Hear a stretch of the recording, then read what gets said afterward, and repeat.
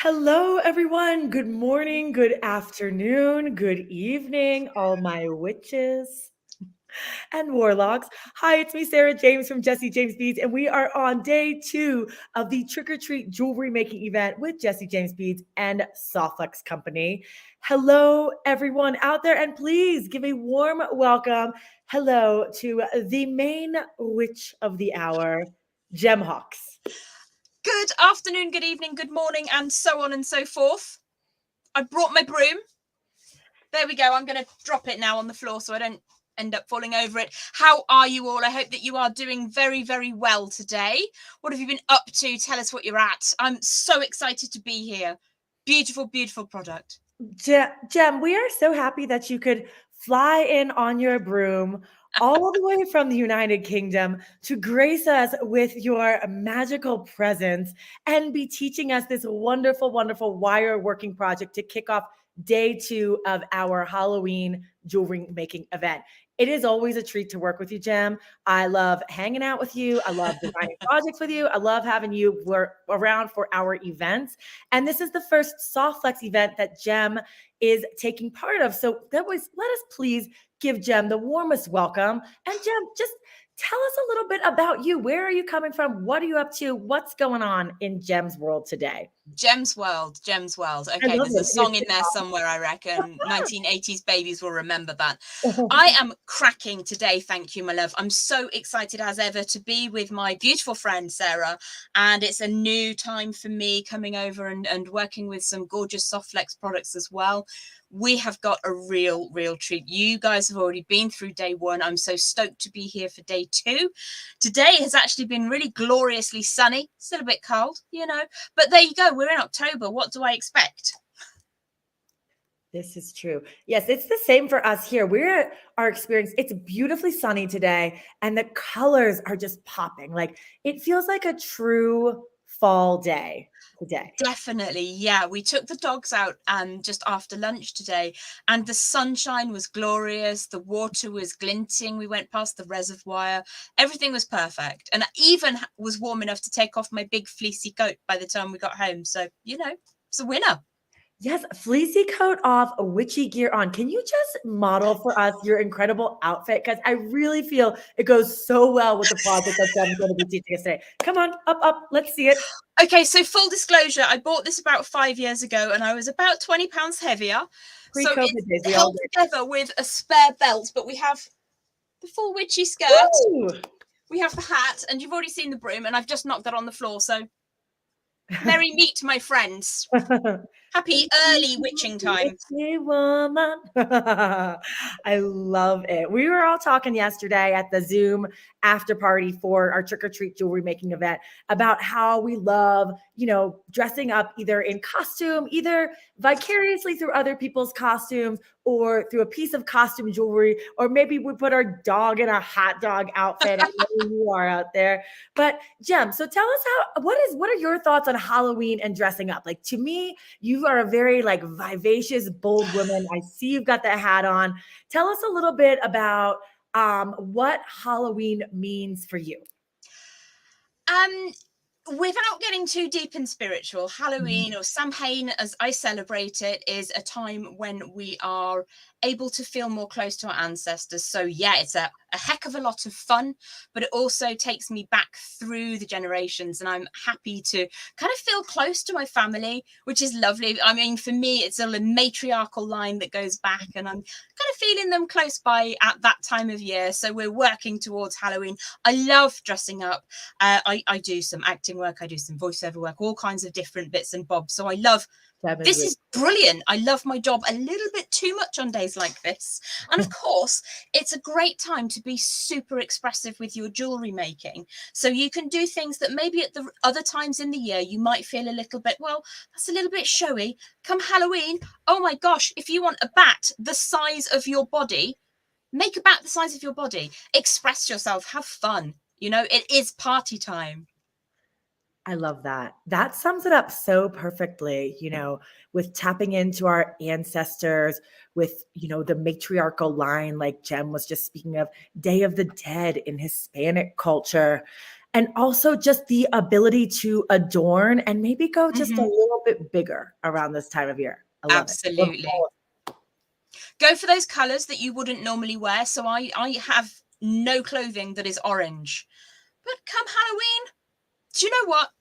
I'm going to put a pumpkin outfit on, you know.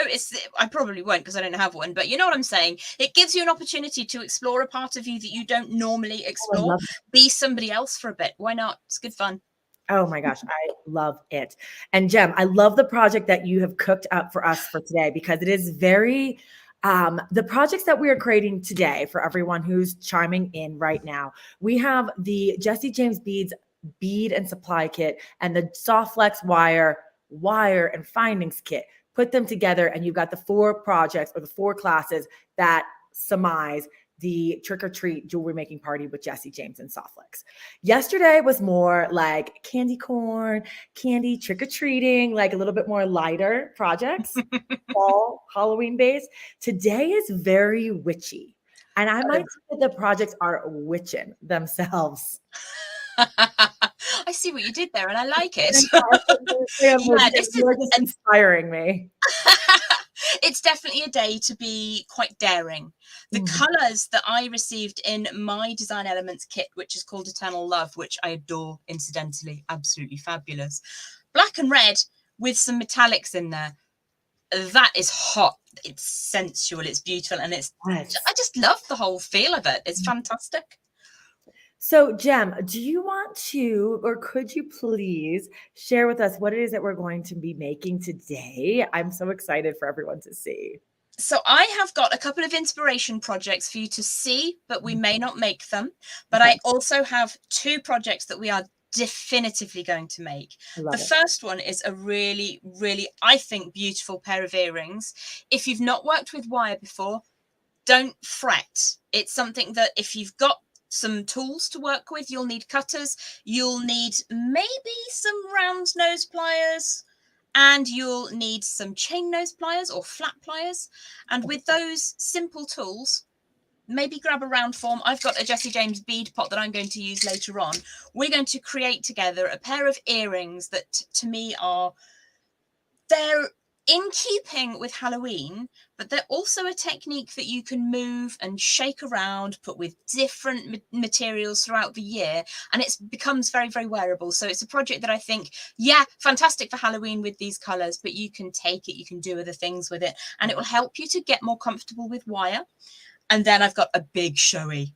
Do you want a quick flick of the big showy? I would love to. Yes, please. So this is the second project that we're going to make.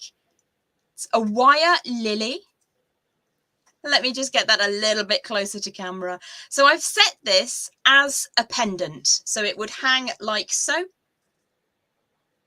And you could wear that as a pendant if you chose to. But Sarah and I were just saying that wouldn't it be beautiful in your hair as a hat pin, something like that? It's such a beautiful form to work with. I love working with nature-inspired pieces. So a floral design, we're going to work with this again. And I'll show you the earrings when we're ready to make them. They're going to be a bit of a surprise. I've also got another couple of supplementary pieces for you, which are really just there for inspiration, things that you can do with products that you've received in your kit. If you like the idea, they're really quite simple to get into. So did you want me to take you down to the board and have a look at those in slightly closer? I'm ready. Yeah. Are you ready? Okay, I'm just going to go to the settings and put you down to the hand cam. There we go. So let's just make sure that the camera is indeed working. It's all been cleaned ready for the show. So these are where we are going to start off today. I've got a whole plethora of things on my board because I want you to see what we're going to be working with. Our primary component with Soft Flex is this outstanding black craft wire in 22 gauge. Now, 22 gauge is that perfect gamut point between a structural wire and a weaving wire. It's right in the middle, and it means that you can do things that are a little bit difficult to do with a structural wire and don't work quite so well with a very fine weaving wire. So it's the perfect wire to be making for trick or treat. Let's get that one out of the way. And we're going to use that wire throughout the 2 main pieces. There's a sneaky peek of a little pair of earrings that I will show you later, so you can have a gander and see if you fancy doing those. Now, my Design Elements kit, which is Eternal Love, contains all of these beautiful items. Really, really gorgeous. I happen to have a great fondness for this piece particularly. My very favourite vocal artist, Mr. Joey Tempest of the rock band Europe, had something similar to this way back in 1986. So I've got a real fondness for this design. But we're going to be working with a couple of pieces from this kit. I'm just going to choose one of them because we don't obviously want to make it twice over. So we're going to be working with one of these huge, it's almost like a dahlia. They're really, really beautiful. One of those is going to be for today. And we're also going to be working with one of the silver antiqued bead caps. So if you're making along today, obviously if you don't want to make along, you want to watch and then make a little bit later, you can obviously rewind me and make me quiet, which obviously I wish some people think they would like to do in real life, but you never know. I'm also going to be using one of these. That's all right, Sarah, you have the mute button, so you're actually in full control of whether or not I do be quiet. So those are the three main components from the Design Elements selection that we're going to work with. So I'm just going to pop that out of the way for now. Another sneaky peek for later. Very, very simple. If you have enough of your beautiful checked glass beads left over, I'm only utilising just a very, very tiny handful as key components. But if you do have some leftovers, there's a design idea for you, which I will show you later. Let's pop that one out of the way as well.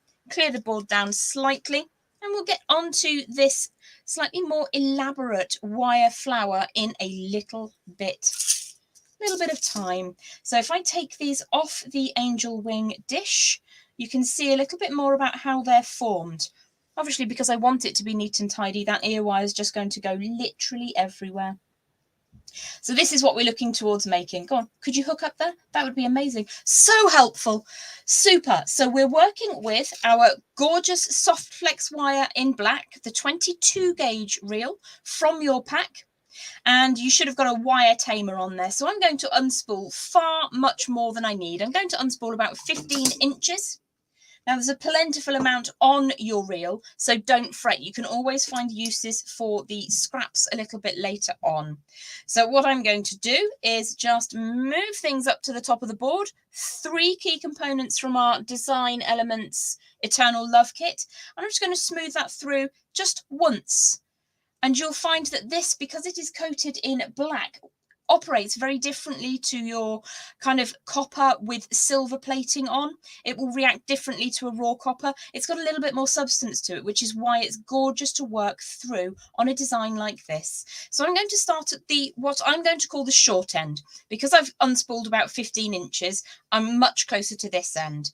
And we'll start probably about 4 inches from one end and make an angle in that wire. So once you've made that angle, we're going to take the short tail and make the tiniest little lemon shape down at the bottom. Now, you can see that what I'm doing is I'm just stroking the wire gently to coerce it. So I've come out at a nice smooth arc, and it's slightly longer to the end point. Now, the end point, when we finish the design, should be kind of in line with this straight bit. So let's just draw the wire back and you'll see what I'm going on and on about. So it looks like a, I don't know, a foot or a slipper or something at the moment. I'm just going to straighten up that section just past the bend that we made. And I'm going now to use my nail. You could use your thumb. If you really struggle, you could use a set of bail making pliers just to bring the wire back across, and it's crossing over the top of that very first angle that we made. So I'm looking for this to give you the feeling of a flower petal or a leaf or something inspired by nature. So once you've got the shape that you desire, and what you can do is just ever so slightly put a tiny little pinch down at the bottom. Now you'll see with the pliers, I put them inside the tip of the wire and just move those ever so gently inwards like so, rather than squishing them both together from the outside. That's kind of important because we need to have a bit of space down at the bottom. Now, when I teach techniques that involve this shape, I tend to refer to it as a funky little lemon. Now, that's probably really deeply annoying, but that's how I think of it. It's kind of like a lemon shape. So you've got this oval or eye shape, but you've got a bit of an edge to it on one end. So I'm going to very, very softly hold across the center of that lemon shape, and I'm not squishing the wire where that short tail crosses over the angle, the first angle that we made. What I'm going to do now is to take this short tail of wire and wrap it around just here. So let me just push that around one time and pull it nice and firmly tight, and then take that through a second time. And what I'm looking for is for the wire to coil around this core. This is our core wire, and this is our decorative end. So once you've got that shape and you're happy with it, you can, if you want to, very, very gently open and close on that lemon shape. Or if you have tools that have been treated with a dip that coats them, or if you have nylon jaw pliers, you may prefer to use them. I'm just going to use my nails to scooch that tiny coil of 2 wires that go around the core. And what I'm going to do then is just warm through one time on the short tail of wire. If I just very softly hold the point at which the wire is coming away from the core and draw it back across that lemon shape, you get this glorious little artful weave, almost like a wave. So I've done that once, and then I've pinched again very softly twice, and I now want the tail of the wire to operate directly across that little end of the lemon that we made. So if I hold that slightly closer, it will go blurry, but you'll see what I'm doing. I now need to trim away the very end of the wire. So the more you make this design, the less wire you're likely to waste. So we used 4 inches. We could definitely have got away with just using 3 inches for a tiny little design like this. I'm going to now invert this. I'm flipping it upside down. If you can hear my dog Mojo in the background, he's probably seen a cat on the telly. So sorry about that. What I'm going to do now is take that little tail, that tiny sticky outy bit, and I'm going to put my pliers onto it just as it goes past the end of that lemon shape. And I'm going to support the lemon shape and pull the wire up at an angle. So we're looking at the underside of the design. And if I flip that sideways, you'll see that I've made a soft right angle. So we've made a soft right angle, and what I'm going to do now is draw that very end, that short little bit, back around the end and try to get it to line up with the underside of that glorious wave that we made. So you can do this with your fingers. And what I'm doing is very, very slowly moving it because I want it to sit as centrally as possible. If it goes to one side, meh, it's not the end of the world, don't fret. And I'm just going to clamp that down. I'm using my thumb and finger because it's slightly easier for you to see. I'm just pushing and pushing until the very end, the cut bit, meets the underside of that wave shape that we made. So if I invert this again so that it is proper side up again, you'll see that we've made a petal or a leaf, some kind of thing from nature. What I'm going to do now is just not undo, but release a little bit more of the long tail of wire. Now, I'm not entirely sure how long I want the drop to be, so I'm going to probably take this to about 7 inches. Just trim away the end piece, and you'll see that obviously we needed far less than 15 inches, but I've got a very usable piece of wire here, which in all honesty is probably long enough to make the second one. What I want to do now is to add 3 of those check beads from the tube, which I temporarily misplaced, which is classic me. If we haven't met before, by the way, hi, I'm Jem. I'm from England. I was born in Stratford-upon-Avon, the birthplace of Shakespeare, and I live just about 22 miles away from there now. So what I'm going to do is we've got the nice long tail, and on one end we've got that floral inspired piece. I'm just going to drop that down so I can show you what I'm doing next, which is literally just putting 3 of those glossy, gorgeous black check beads onto the end. And if we allow that to sit down, I think that looks beautiful. They're a perfect match for the wire. So the next thing that we're going to do is have a look at our, I want to say it's another lily-like design, but I couldn't actually be certain. So I'm going to first thread on to the concave side of that bead cap and just allow that to go all the way down against those beautiful glossy beads. And then I'm going to take the whole thing through the red lily.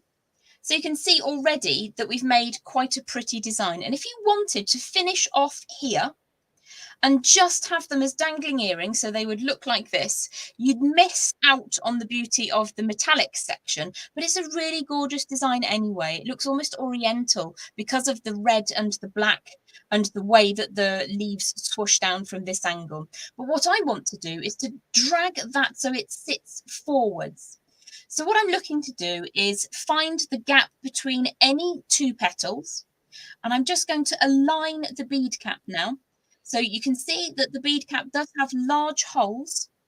If I just orient that to the light, you'll see the light is dancing over it. It does have large holes. So I'm going to warm the wire slightly and draw it up. It's come through the hole at the back of that red flower. And I want it to go through a gap in between those two topmost leaves and then forwards through one of those. This is what generally happens, is it all lifts away, but it's a good way to show you what's happening. So we're making a loop. I will just draw that back into position. And between two of the red petals, I'm just going to draw the wire all the way through as far as it can go in this direction. And to make it easier to see, I'm just going to bring that down slightly. So I'm putting a bit of a kink in the wire as it passes through the bead cap and the beautiful lucite flower. The wire comes through the back, and then I'm taking it between the top two petals and threading it forwards. And I'm doing this slowly and gently to protect my wire. And when we get to the end, what will happen is we will hold everything in place just with a little bit of bent wire. So we're going to push that all the way through and forwards, making sure that you have a little bit of tension, keeping that section of beads and that flower shape that we made. If it twists round, you can do that once. I got away with it. Look, shh, don't tell anyone. And I'm going to pull all the way through and then pull sharply up as soon as I see that the wire is taut at the back. That is the most complicated essence of the design. So we're going to show you how to finish off the earring now. And I'm going to use from my beautiful Eternal Love kit, one of the faceted. Now, I can't actually tell if it's slightly drop shape. I think it probably is. So if you want to have the slightly shorter side going down, it's probably best to make it the same on both sides. But if you can't see a difference, then don't even worry about it. So what we have here is locked in position. We've locked the wire by just giving that one small bend backwards and upwards. If I put that down, despite the fact that we haven't tied off that bead yet, it's all quite stable. Everything is working for me right now. So I'm going to add another 3 beads. This makes quite a long earring drop. You don't have to have any more of these if you don't want to. If you don't have any spare, then if you've got a couple that you like from your stash, go for your life. But I try to just use a small handful, but they are so beautiful and they work so well with this project. So I'm adding on now another 3 of those check beads and just sitting that down. So that in essence is the project pretty much made up already. What we would need to do now, if you're going to make this as earrings, I would make 2 side by side and I would do small stages. So you can get that leaf to be about the same size and shape. Make sure that you've got the right number of beads. Make sure that they sit at a similar length. And then what we're going to do is put a hanging loop on the top. Now, I don't know if I have another pair. I do have another pair of earring findings, which are these beautiful gunmetal colour. I love these, and they're such a struggle to find to match in with my designs. And I quite often like a raw copper or something similar. And my hat's just slid off my head, in case you wondered if I was slightly distracted. It's not a very good fit, if I'm honest. So we're going to add this on as an earring. And what we're looking at before we make our loop at the top is the orientation of our earring loop. Sometimes they sit in line with the wire, as this one does. Sometimes they sit in opposition to the wire. So because this one sits in line with the wire and you will want it to sit in this orientation to view, it means we need to make a sideways loop. So if I pop my pliers underneath and just hold that firmly, I'm going to put a nice sharp angle up at the top. And you'll notice I used my pliers to define that length. If you're making this as a pair of earrings, it's smart to get to this stage, and then you can put the two pieces side by side and make sure that you make that angle the same distance above the last black bead as each other, and then you'll get a beautifully matched pair of earrings. So I'm going to pull in now my round nose pliers. You could equally use your smallest segment of your multi-step bail makers, or even I have been known, if I don't have my round nose pliers close to me, to use some pliers designed for memory wire, because they've got a nice small post on them. So whatever works for you best. What I'm going to do now is a wrapped loop. Now this is the mainstay of making jewellery with wire, and I tend to teach it to people who are newer to wire in 2 stages. So I make this shepherd's crook shape, pop those pliers back in, draw that wire all the way around over the top, and you can see that we've got a nice neat loop at the top there. You can spend a little bit more time making that perfectly round. Ideally, we want it to be centralised, as seen against that core wire that travels down the centre of our jewellery. Now, sometimes it's fun to have wiggly wires, but I like to make everything straight, and then I can decide I can put some wiggles and waves into these and make them opposite to one another symmetrically if I wish to. There's lots and lots of choices and options that you can make.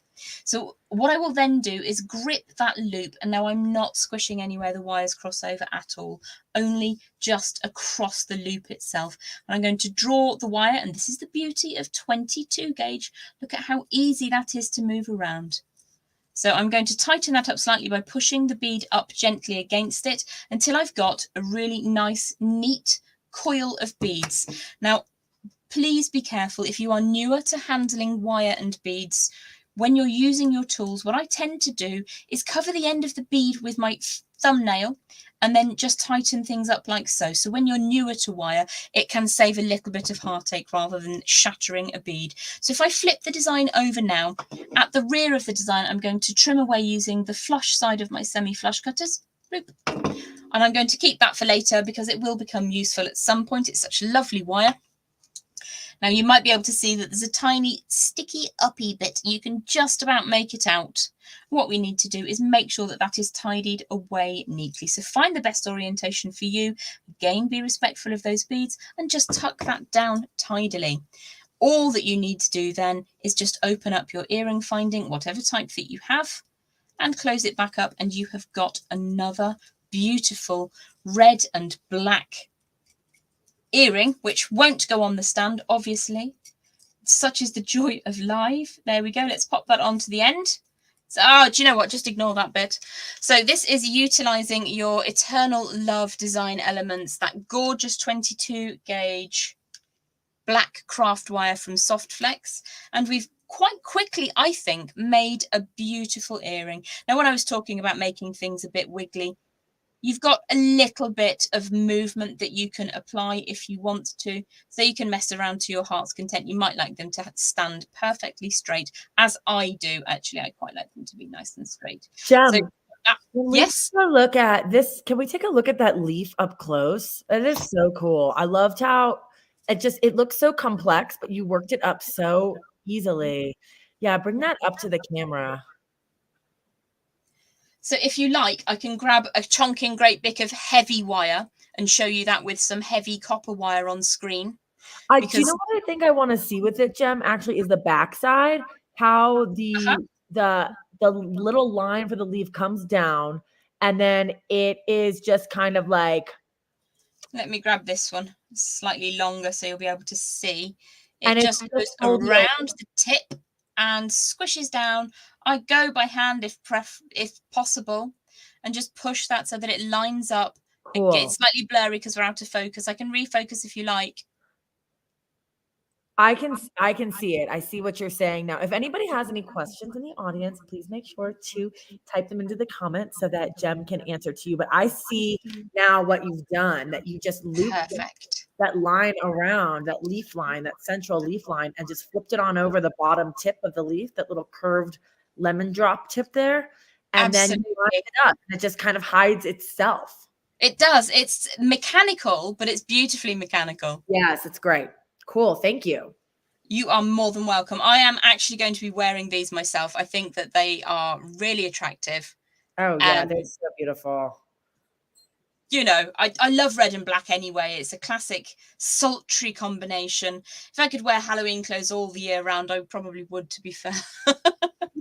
You can pull it off. Anyway, you know, and the thing about wearing outfits or jewelry, bold jewelry, whatever, if you feel confident in it, then you can rock it. It is all about how you feel.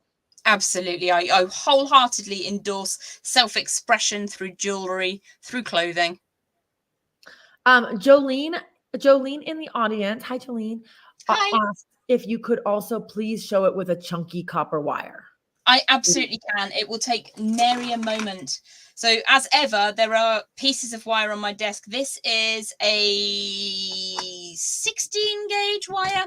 I'm just going to trim the end away because it is slightly battered. It's been through usage already. I'm just going to give that a quick warm. Now, you don't need to do this with your beautiful 22 gauge black wire. Please do not do this with the beautiful wire that we have from Softflex. This is a different animal altogether. It's just chunkier, so you might be able to see slightly clearer. I'm going to make it quite large. Please also don't make your petal shapes this large. So we start off, and I think we started about 3 or 4 inches from the end. I'm going much larger to show you in grande. So I will use my thumb to create the first half of that shape. And then I'll pop those pliers underneath and draw back really firmly. And then I just want to support that wire as I flare it back out to create the other half of that lemon shape. Like so. And you will want to keep this core wire as straight as possible because we'll be putting beads on that later. Okay, so you've got that kind of lemon shape. And I'm going to support across that lemon shape with my pliers. Doesn't work quite as well with the heavy gauge wire as it does with the fine. And I'm going to wrap twice around the core. So that's one time and then a second time. And you can see, because it's heavier wire, it's traveled further away. You can control it much more neatly with the gorgeous 22 gauge craft wire from Softflex.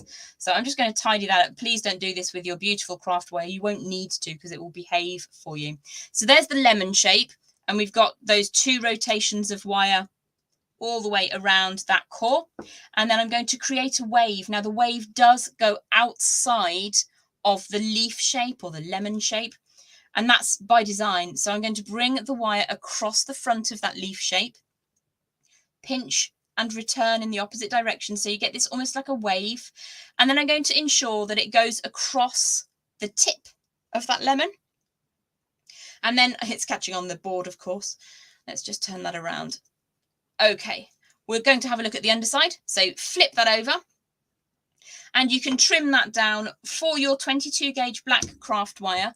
You probably need quite a small amount. I'm going to keep it quite long so you can see exactly what's happening. There it is from the side.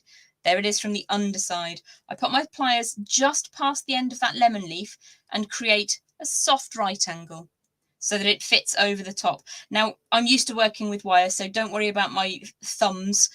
With 22 gauge, you won't have any problem at all moving it over the top. It's a little bit firmer to handle when you're working with a 16 gauge wire. So we're just going to push that down until the very end of the wire it doesn't clip on, but it meets itself. So if I turn that sideways, you can see that the wire has just gone around the end, back on itself, and from the front you can really barely see it. If you need to, you can just move it a little bit until it sits exactly where you want it to. It doesn't have to sit centrally. If you particularly wanted it to sit centrally, you could make the tip of the lemon shape just a bit broader, pop that in.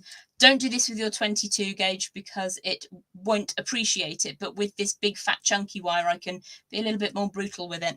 So you can make that sit exactly how you want to. Hopefully that's a little bit more visible. That was awesome, Jem. Thank you so much for not a problem at all. Through that. Shall we have a look at our second project? Let's do it. Okay. So there are 2 main sections to this project. Should I take it off the chain? Actually, I put it on a chain because I wanted to show that it could be worn as a pendant. This is some beautiful Jessie James chain that I just happen to have lying around. I love this one. I wear it all the time, by the way.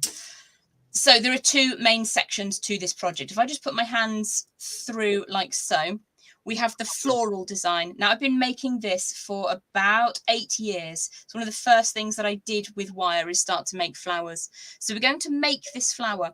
And, oh, look, lemons. Again, lemon shapes. What a surprise. I can also show you how to make this beautiful little vine, and it's so springy and fun in the 22 gauge. It's strong enough to just be crafted.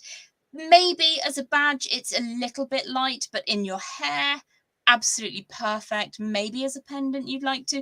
And I've just popped a loop on the back there so that I can attach it later to whatever I fancy.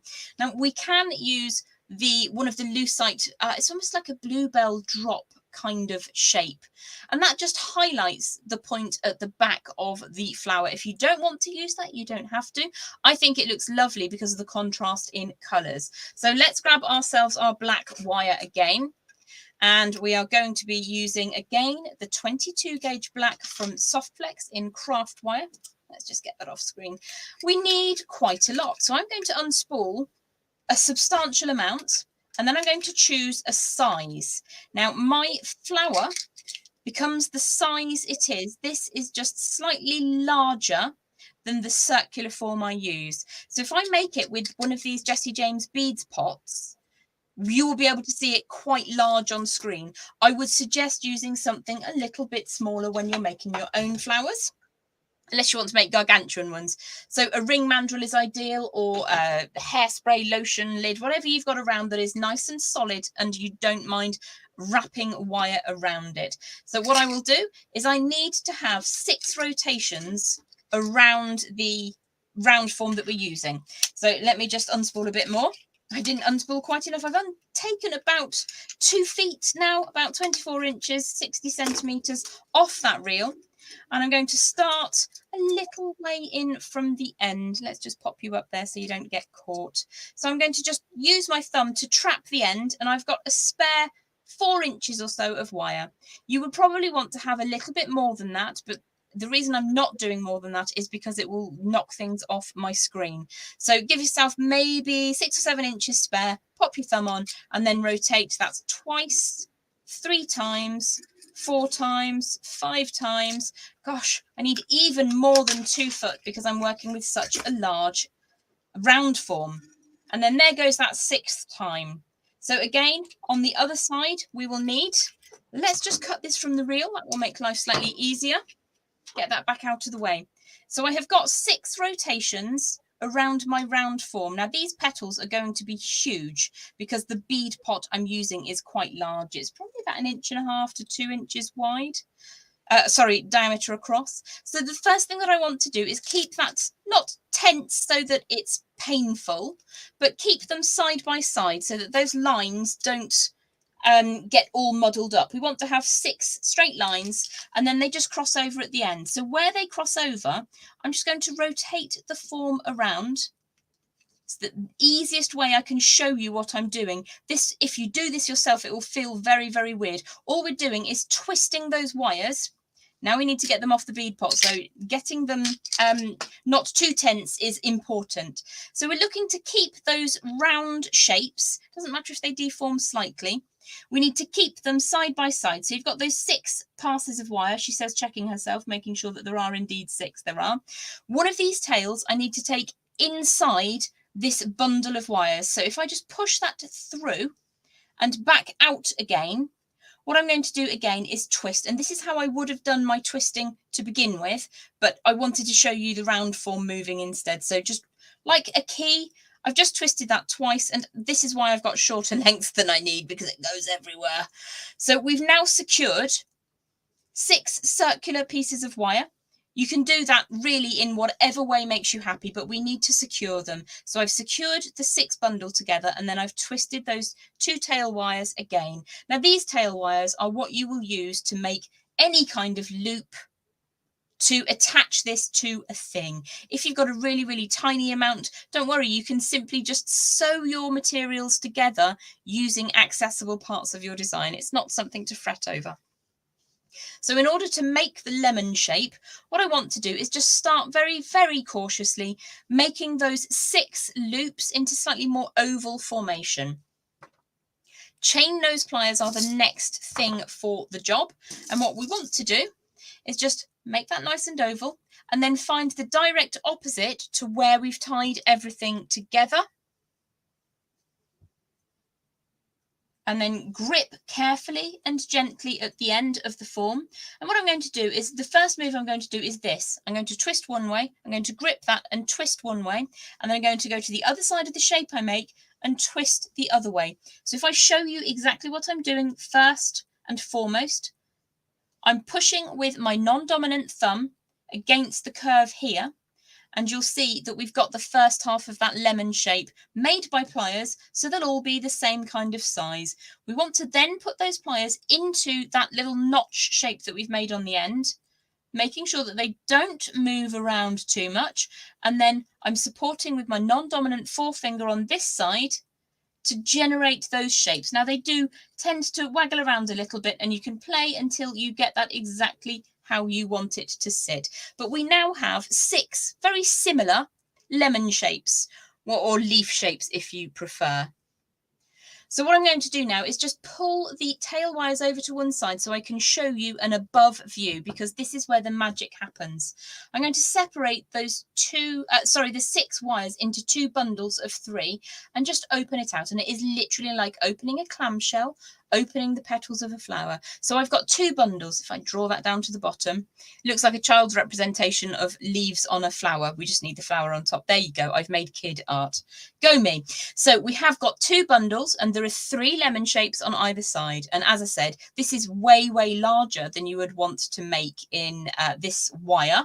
It is much better to make something a little bit smaller. So you can use a ring mandrel or a small torch or something similar to that. I've got a piece here which I use for both illuminating and also as a nice solid form. This is, I want to say aluminium, stainless steel, maybe, I don't know, but it's about 3/4 of an inch to an inch across, and it's perfect for a design like this.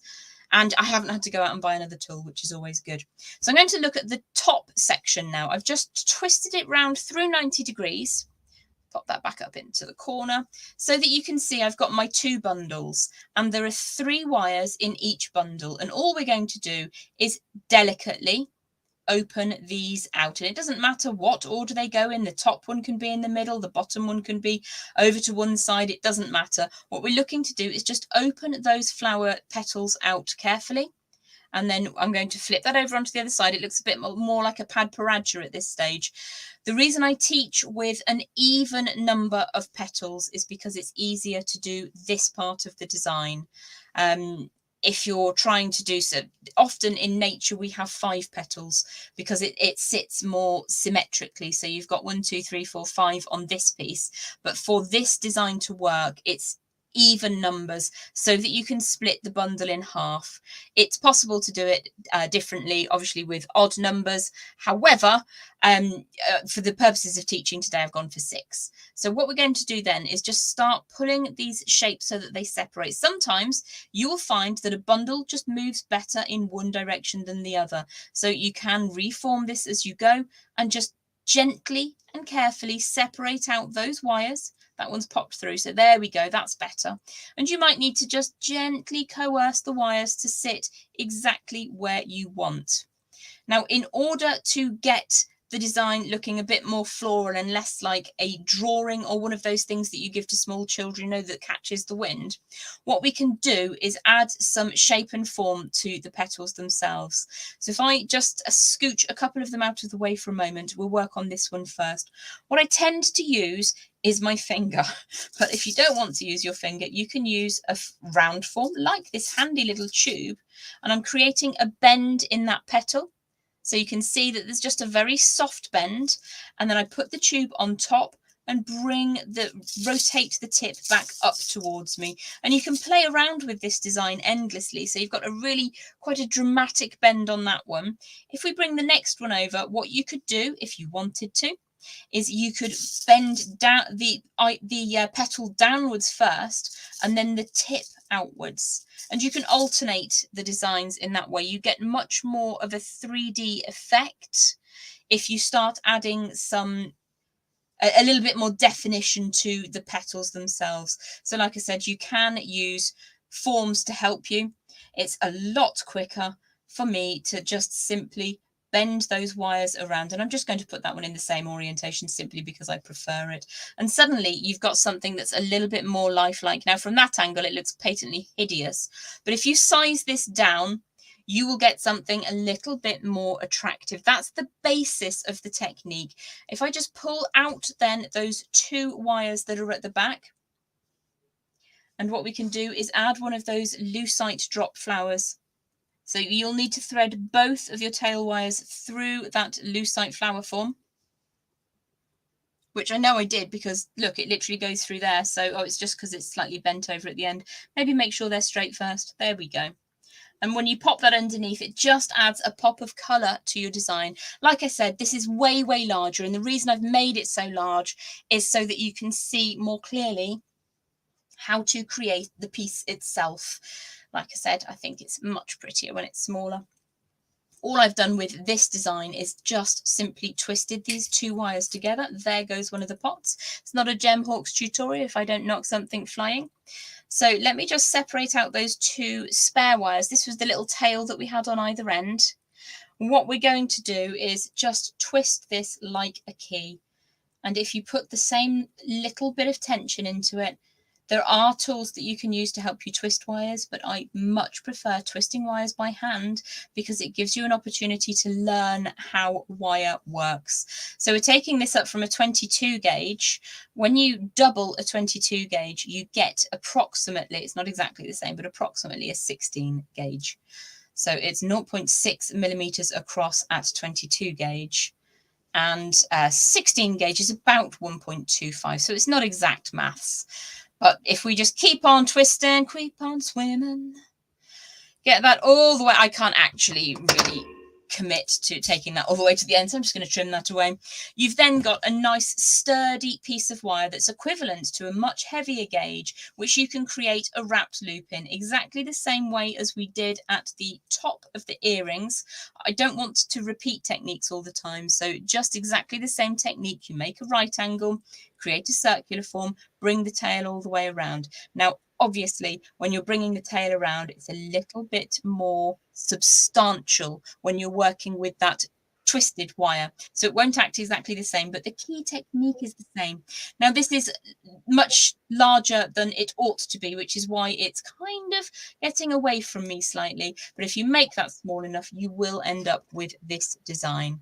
Now, I am going to show you very, very quickly how to create great big long strands of this kind of thing. Now, I refer to this as vine work. Again, it's something that I love doing. Now, I have a scrap of wire. What I will do at the very, very end of the scrap of that wire is very similar to the technique that we've already learned, which is to create a small leaf like so. You don't have to have all of the fanciness if you don't want to. So let's just make that leaf shape to begin with. And I appreciate I've already shown this to you, so I'm not going to talk through it fully, but we're making that leaf shape again, and then we're wrapping the tail around the core wire. If you want to bring the section of wire down over the top, if, like I have, you've cut this too short, something you can do to not have to start again is put a very small circle on the end of that tail and then draw it to the center of your leaf. So I love making mistakes on air because it gives me an opportunity to show you how cool accidents. Was it Bob Ross that said you have happy little accidents? There's never a mistake. Mm-hmm. Or I concur. I wholeheartedly agree with that. In my wire work, it's how I've learned more than anything else. So we've got the beginning to our vine. I've got one little leaf shape on the end. What I'm going to do now is just 2 extra leaves on the side. Now, these won't have any infill. I'm putting a right angle, and this is just about 1/4 of an inch along from where my first leaf exists. And then even smaller than that, 1/8 of an inch along, I'm putting another right angle. I'm going to recreate that same kind of leaf shape. This wire is an absolute dream to work with. It's super malleable, but once you've worked with it, it will hold this shape for you. So if I grip the tip there and just bring that back around. So you can see we've made a head leaf. This is the end of the vine.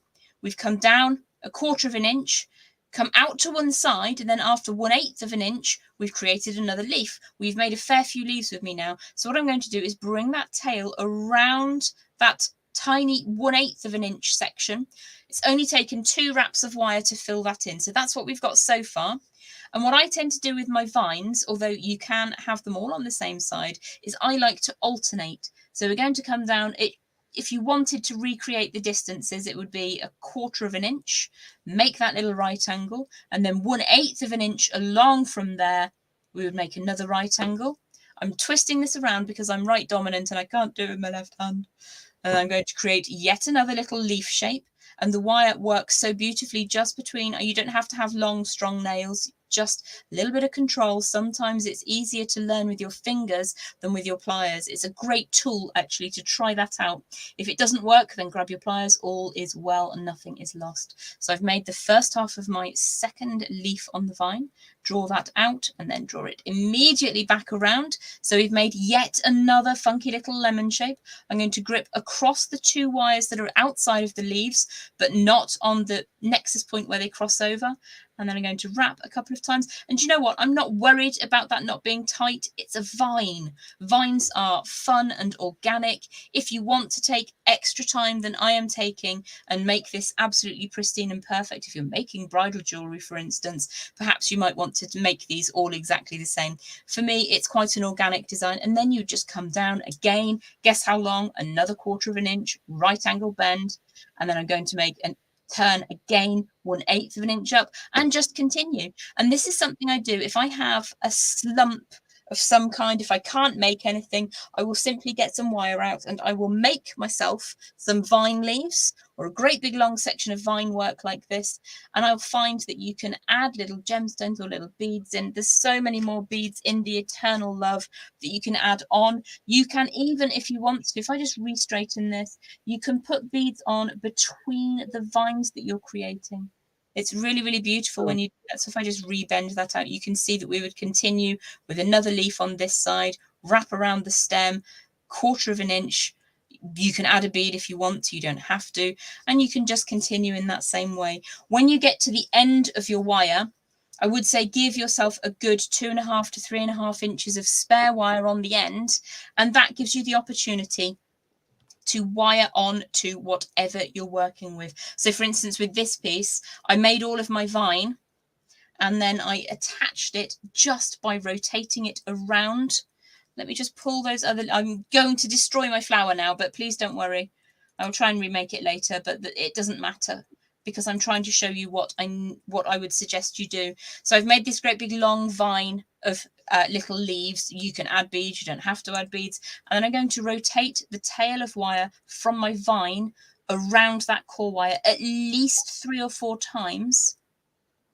Now, if you work with fascinators or you work with wedding jewellery, or if you want to make artificial flowers that can be kept forever for the wedding day, then adding strength to this wire by rotating that wire around again, it just makes this all the more sturdy. Now, I have made these as boutonnieres for gentlemen as well as fascinators for ladies, as corsages for the wrist. So there's a lot of movement on how and where you can use this design. I've absolutely mangled that one, so I'm going to show you the pretty one instead. Hopefully you have enjoyed making with me today at the Design Elements Eternal Love Mix. I've got 3 earrings now. Well, I've only got 2 ears. What to do? Don't know how to fix that. Do I get another piercing done? There we go. So that's what we've learned together today. I did want to show you very, very quickly. I also received some beautiful soft flex beading wire, which is something that I have always referred to as tiger tail. And it is an absolute joy to work with. Really, really gorgeous. So all I've done is I have looped through one of those teeny tiny black check beads with a section of the green I chose because I thought it was really naturalistic to go with the black and the red. And I've looped through one on the end, turned it sideways, up through 3 beads, both tails of the wire through a lucite drop flower, through one of those beautiful bead caps, and then up, created a loop, used one of my gorgeous gunmetal crimson. These are like gold dust for me. I absolutely love those. And then crimped and trimmed away. And you've got an earring in probably 46 seconds, I want to say. It really doesn't take long. So design ideas that you can add in utilizing your kit. You can have another pair of earrings. You can make yards and yards and yards and yards of that gorgeous vine work. But if you want to use more of these pieces from your Eternal Love collection, I lost the bracelet bust then. Let's pop those up and out of the way. Very, very quickly made this the other night. So this again is using the beautiful soft flex beading wire in, I don't know what this is actually called. Does it say anywhere on there? It's green. Okay. It's peridot.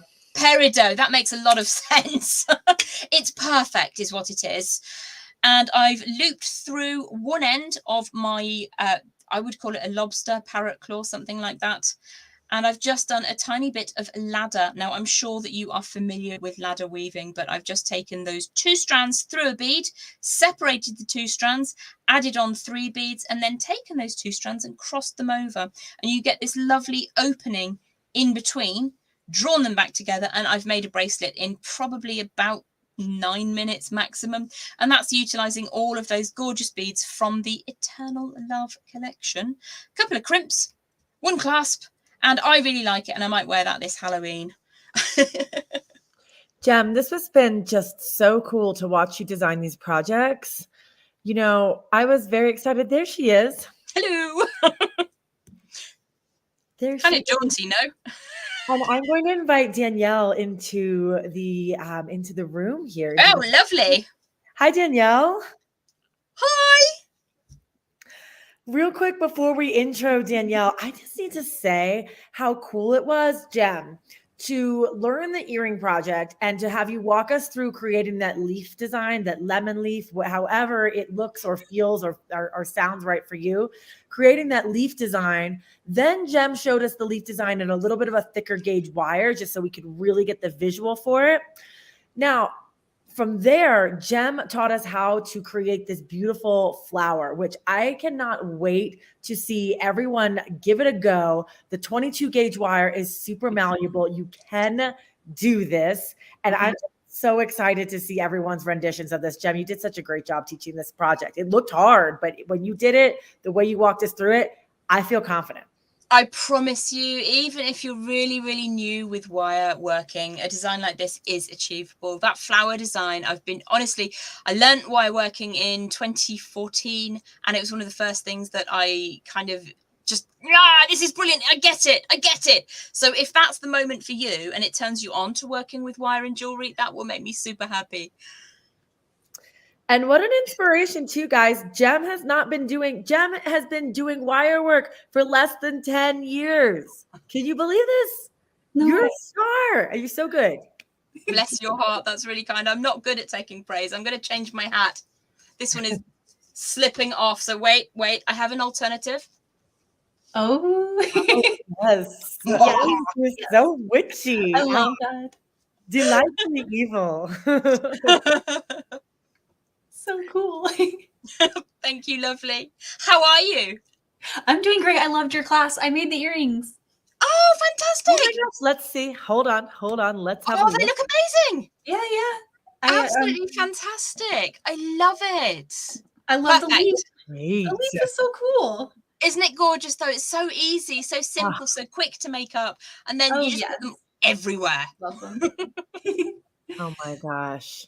Oh, thank you so much. You are so amazing. I feel very honored to be amongst the presence of Jem Hawks and the amazing Danielle Wicks. You both are just, yes. So welcome, Danielle and Jem. Thank you so much for this fantastic tutorial. It's always a treat to learn with you. And I want to just let everybody know, because I know Marisol was commenting in the crowd, how wonderful Jem's YouTube channel is. You can search Jem Hawks, just the way it's spelled, right here on YouTube. And you can watch this wire working Wonder Woman all the time on demand and catch her. So kind. Yes, absolutely. You are a star, Jem. And you can watch Jem also on Jesse James Beads on Facebook every Thursday afternoon. I'm there, whether you want me or not. We want you, very much so. Oh, well, Jem, thank you so much again for today. And I hope you have a wonderful Saturday evening. Thank you so much. Much appreciated as ever. It's been my pleasure and an absolute honor to be here with you, to work with Softflex, to work with Jessie James again. It makes my heart just pitty patty. The feeling is mutual, my friend. Yes. Well, shall I love you and leave you? And I look forward to catching up with your project, Danielle, also. I will catch up with you tomorrow. Wonderful. Thank you so much, Jem. Bye, Jem. Thank Bye, you. darlings. Bye. I love her. Hello and welcome, Miss Danielle. How are you today? It's so great to have you. Thank you so much. It's great to be here. We are wrapping up our trick-or-treat jewelry making party with Softflex Company and Jessie James Beads. We have worked with Sarah Ayler yesterday and then Brittany Chavers. Today we kicked off with Jem Hawks, and now we get to wrap up with the incredible Danielle Wicks. Danielle, thanks for coming out here today. Thank you. Thank you. I'm excited to be here. I've got a lot of fun. This has been a really great projects. I love them. Yeah, I feel like this kit was just really, really fun for all the designers to work with. Like Jessie James Beads we do other events. We do summer camp. Danielle was with us for summer camp and also Beads and Blooms in the spring. We've got winter workshop upcoming. And the thing that's different about those events is that the kits are very grandiose and each designer has their own set of products. This one, we give the products to the designers and say, make something with this, rather than having the designers create something and then we get the kit to supply for it. It's two different like ways of planning from this standpoint. But anyway, I have really enjoyed watching you, Danielle, and Jem, Brittany, and Sarah come up with projects completely based on a kit. And I know that you work with seed beads a lot. Like every time we've had you here for Jessie James and events in the past, it's been seed bead related. And now this is something a little bit different. So tell me about your take on this project and what's gotten you excited. I love being able to try different things because, yeah, like you said, I'm doing seed beads mostly all the time now. And so getting to just do some creative stringing and some fun looping with the bead wire and a little bit of wire work, I get excited about that. Just putting bigger beads together. Yeah, I love that. And do you know what? So yesterday, Danielle was with us at the trick-or-treat after party, our Zoom after party. And Danielle, you were telling us about Magical Mystery Bead Box and you and Alex, your kiddo, opening up the boxes and just like how the beads are a little bit bigger. But that they are exciting for you and for him. And that makes me feel really good, especially from someone that I know works with seed beads a lot, to know that you can accept and love bigger beads in your heart makes us at Jessie James feel really good. Oh, yes. Yeah, for sure. Me too. I love playing with all beautiful beads. And these are among the most beautiful out there. And those boxes are smashing. I love those. Every time I open one, I'm all excited. Well, we at Jessie James and also at Softflex we're so honored to be able to work with such cool and creative designers like you. Oh, thank you. It's everything. That's awesome. Danielle, I'm going to add your overhead camera into the stream here so we can take a look at your mat here. Yeah. So this is the most beautiful strand. I love it. It's Witching Hour. And the navy blue and the turquoise together with the purple, that's just cool. It really came out so nice. And I just didn't really have to think that hard about designing with it. It designed itself kind of. Just yeah. Liked it. This pendant. So this pendant is really, really cool. It's very light too, which I thought was very neat. And then it kind of waves when you're wearing it. That's so fun. And so what I did is, I did three things. I did a pair of earrings, which I'll show at the end I'll grab them really quick, but I used the wrong chain on the first ones. And so I'm working on another version like these that's going to have a little waterfall. Oh my gosh, that is so cool. And we get to learn how to make that today? Yeah, I grabbed that and I have one ready to go. And then I'll show the other one just from the chain reaction. And then I made these little dangles at the end. Oh, this is so, so cool. They're like a little coily, webby looking. cute things. So I thought we could play with that. And then this is just really easy stringing, but it's kind of a unique way. It's got 4 strands going through it. Wow. Really? Yeah, so you can pop out and really get a look at those spacers, because the Jesse James bead strands I always love. There are always these gorgeous like caps and spacers and interest elements but when you string them, they're hidden by the beads, right? So I wanted to see them. I wanted to see them front and center. So we did like a little weaving thingy here. Oh my gosh, this is so cool. Danielle, you have such creative ways of using beads. I mean, like, I know we always put seed beads in your hands every time we work together, but gosh almighty, look at what you've done with this strand. It's so cool. Oh, thank you so much. I had a really good time with it. And I have to give a nod to a book that was published by Kristen and Sarah from Softlex called Seed Bead Revolution, because, and that's why I said is because I actually took that from them, how they did this part, to how they do this like little looping, because I saw them do that in a couple projects in that book, and I've just been taken with it. So there's a lot going on here, but it's really easy. All of it's super, super relaxing, and yeah, just really fun. Oh my gosh, I love it. And I also think that that's great that you gave a nod to Kristen and Sarah's book, because that everyone that's watching right now live and anyone that catches the replay later, there's so much knowledge and inspiration out there.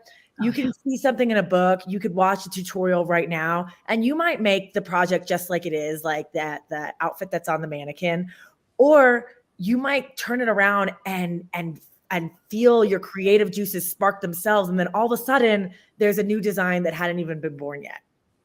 Absolutely. Yeah, I do tend to see techniques. Like I'll go through inspiration projects from other artists, and the thing I'm honing in on is, wow, that technique they used opened so many doors for ideas for me to kind of just change it up but incorporate. It's like a new tool, getting a new tool from in the brain. I love that. Yeah, because I know like everyone loves getting a new tool. You know what I mean? For sure.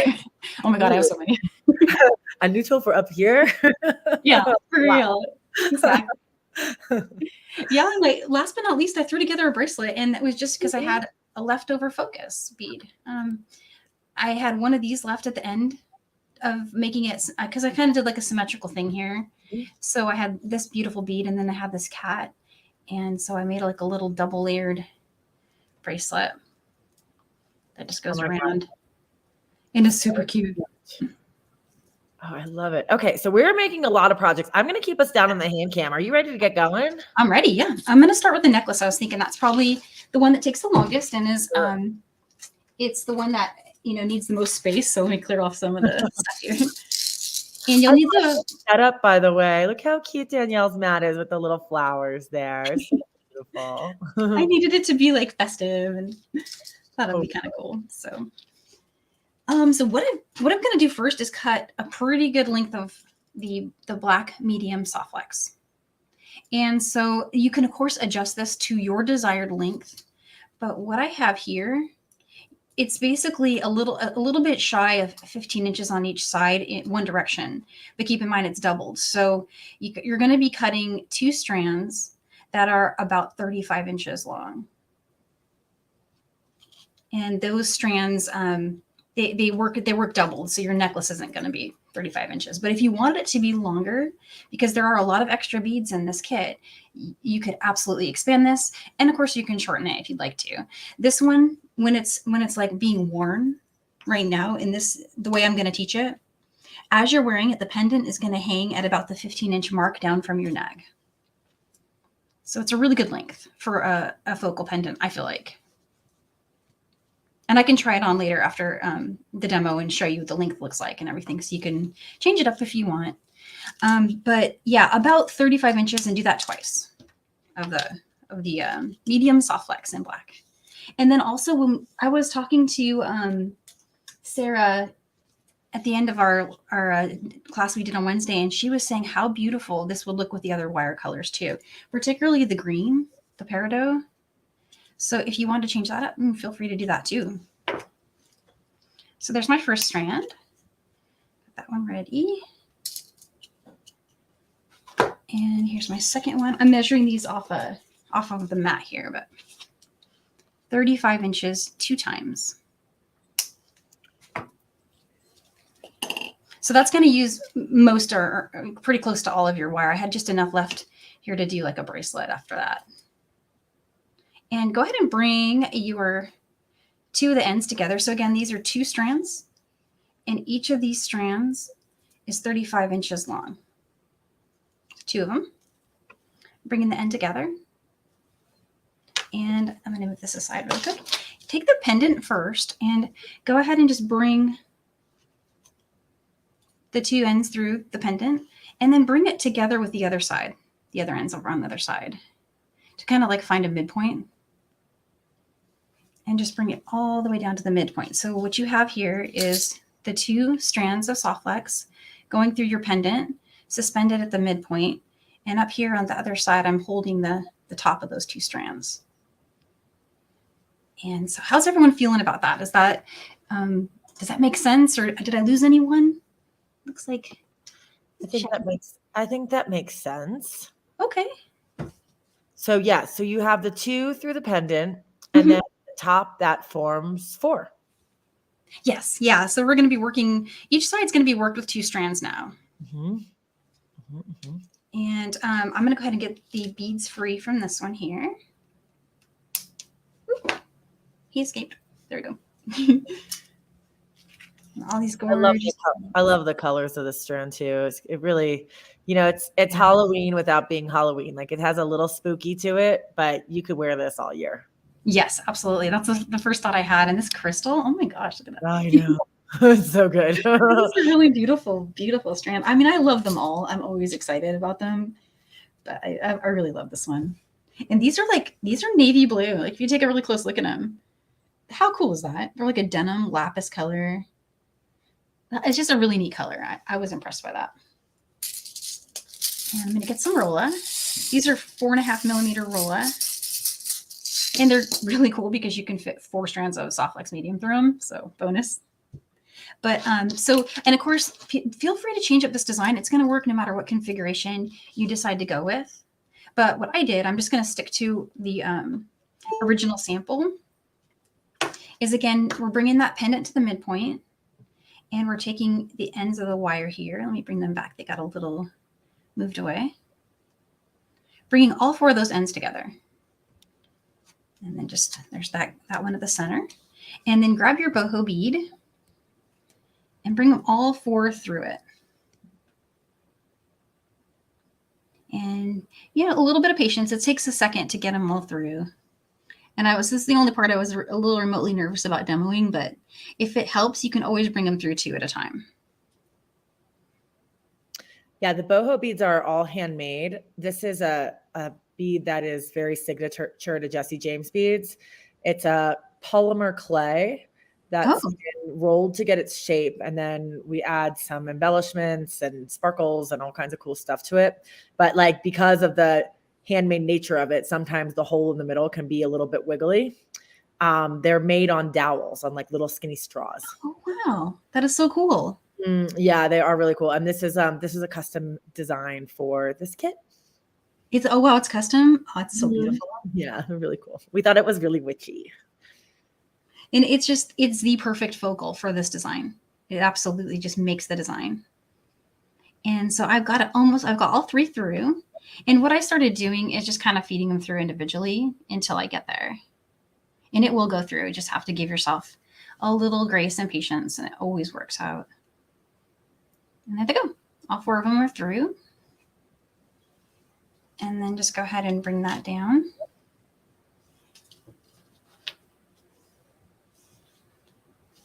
And so when you get to the bottom, those loops are going to sit kind of, a little bit organically, but mine are pretty good. They're just, you don't want to go too tight on the pendant because you want it to have a little air on the jump ring and be able to have that just sway. And so I went about like that much.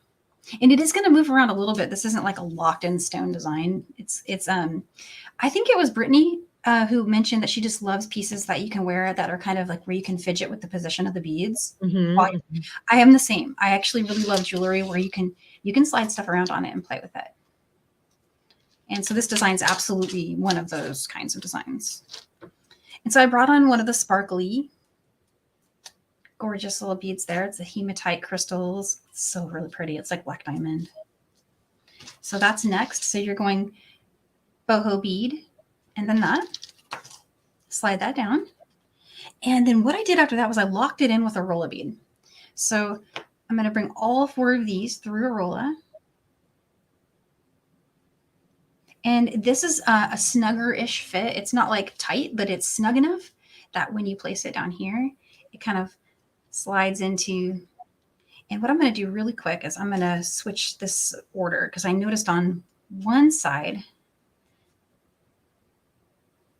Yeah, there we go. One side, the rolla tends to fit and kind of sit a little bit toward the top. So just play with it and see what you come up with. There we go. Yay. Okay, so my goal was to have the rolla not totally sink in, and that's what it's doing here. Oh, okay. So wait a second. So you're saying that large sparkly bead, one side is a little smaller than the other? Yes. Yeah, totally. So one side will have, and you'll just need to test it when you're putting it together, but one side the rolla will like go all the way in and one side it won't. See that one? It's not going through, but I can sometimes get them through the other. Not always, but test it and see which side you like. But there'll always be a side it won't slide in, and that's the one you want to have as your top. That is a good tip and trick for this design right here. Oh, thanks. Yeah, and I mean, even if it slid in there, it'd still be cute. It'd still work out. I just liked it because it gave me like a way to kind of tighten it a little bit. And so from here, you just want to separate the 2 strands. And it kind of doesn't matter if you've lost track of which was which because they're locked in now and it's no biggie. So just pick which sides. What I did is I took a look at it and I decided which ones naturally kind of went left and right. And I'm looking at it and thinking it's like that. They naturally kind of go that way without me having to pull them around. And so that's what I did. And then you'll want to put 2 rolla on each one just to kind of bring you up from the pendant. We're trying to get room for our bigger beads there. So here's 1 and 2 on that side. And over here, same thing, just 2 on this side.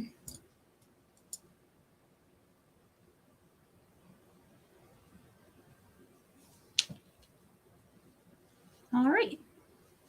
And so now you get to just choose, be kind of creative, whatever you'd like to do. I just started going with, I did a couple small beads first to, kind of get away from the larger beads. And then as I got up here, I started going with the larger and traveling up.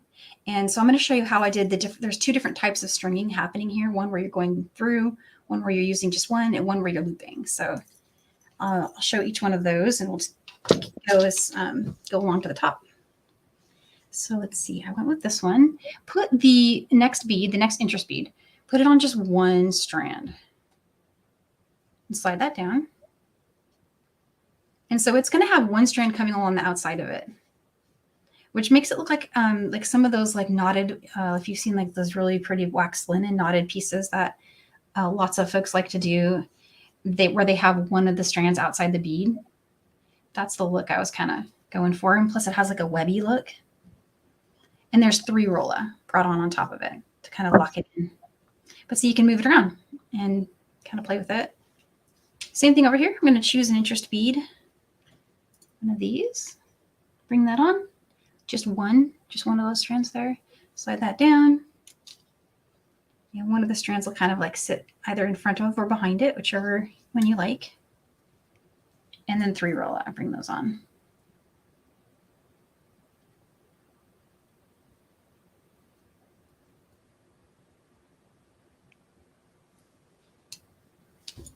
So there's step 1. And don't worry about difference in heights because the best thing about this is you can just adjust it, slide it up, and kind of make them match. And as you add each new section, the former section's height becomes committed to. So when I add the next beads here, it will kind of keep these in place and they don't move around too much after that. It's either you can slide a bead or 2, maybe a millimeter back and forth, but they're not moving up the strand any further. So that's my goal. That's what I'm doing here. I'm just going to keep stringing and adding the beads in a way that appeals to me. And you don't have to use the same beads that I've used. You can swap them around, but I'll bring 1 more on here.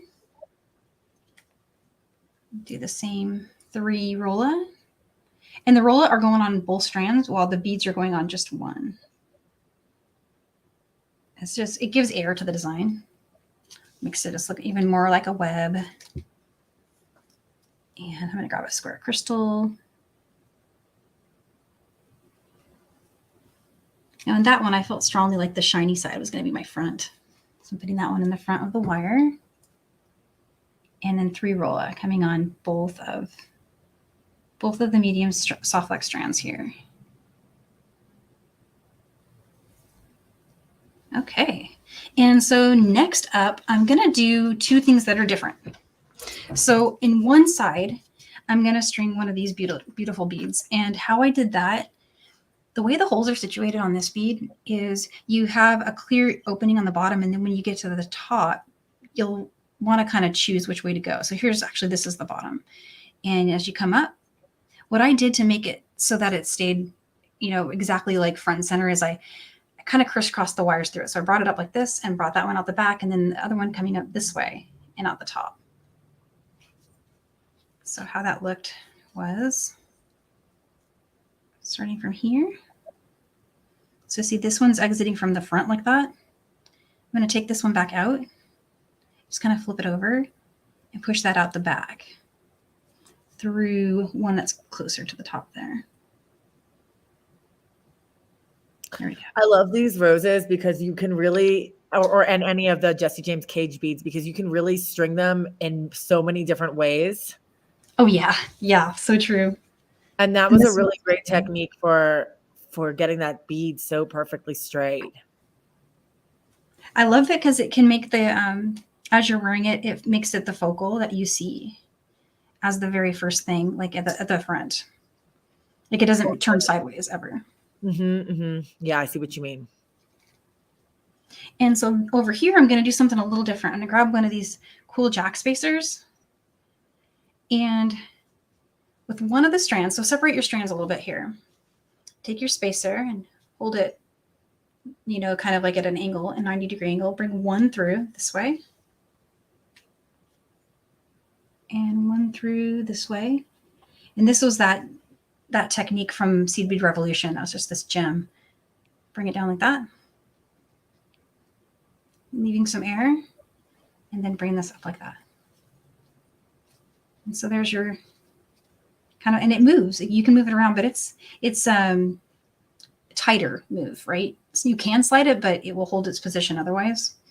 And now bring 3 rolla on both strands to kind of lock that in. How cool is that? Very cool thing to do with heishi spacers too. Like if you have just a handful of heishi and you wanted to, like for example, I think it would be a cool bracelet to take and do this over and over with heishi and just kind of almost minimalist-y design. And it does add some height also. So at this point, my design has started to have like an almost, what I've been trying to do is keep the heights the same. So I'm gonna put the rolla back on here.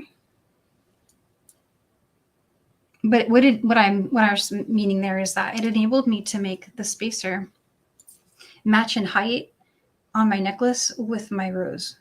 So these are completely different size beads, but because you can string it this way, I'm not losing out on keeping the symmetry of the height like that. It's a little bit, a little bit different, but down here is a little, yeah. So that's pretty much all 3 techniques. I'm just going to keep going. And please jump in if anyone has questions about any of these steps. It doesn't take very long to finish it. It's a really fast string. And then I can show the crimping. I love the way that this necklace comes together, Danielle. Oh, thank you, Sarah. I was hoping you'd like it. I had a really fun time.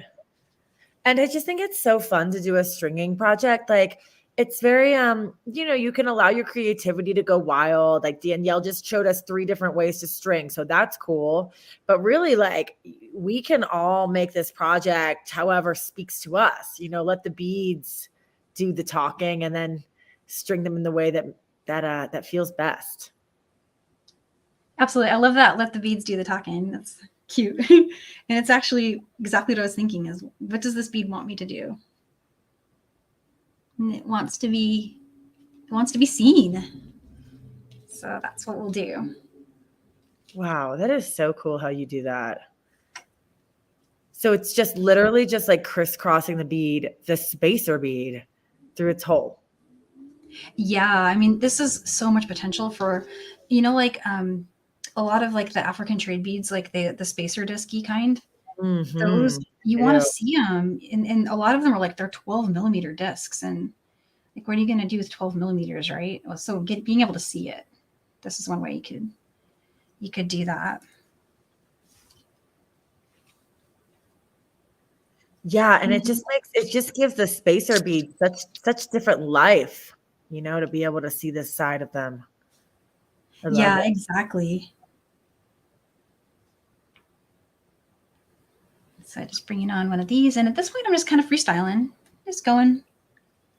And I might need a few more roll in a minute, but I've got a pretty good stack here.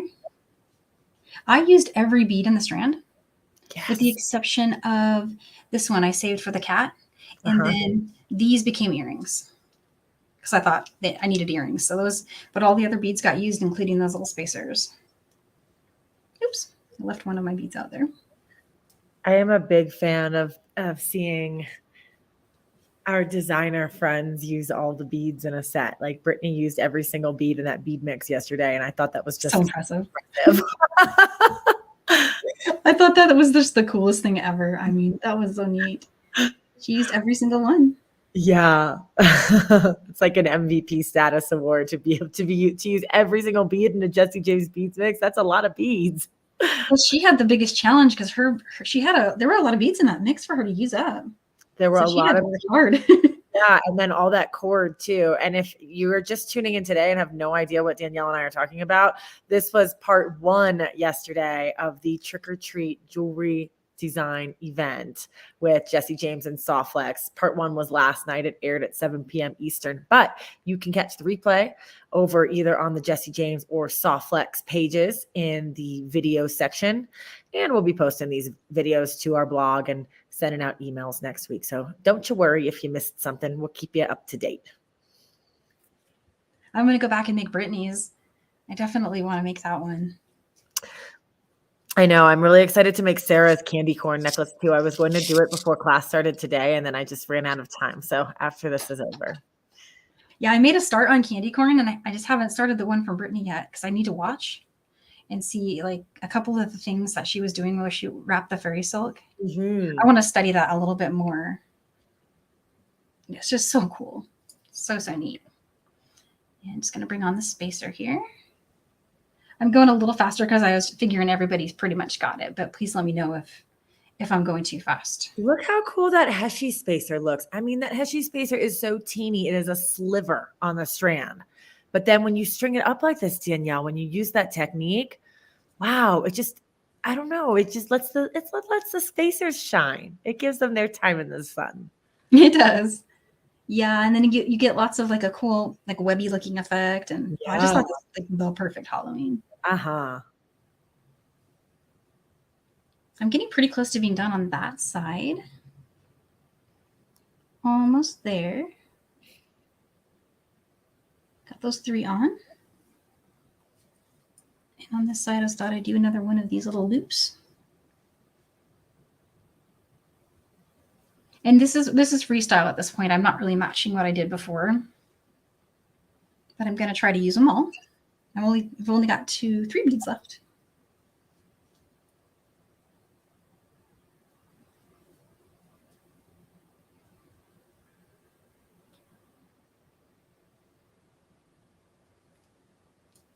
All right, let's take a look at my length and see where I need to add length. It looks like I want to add a little bit on this side.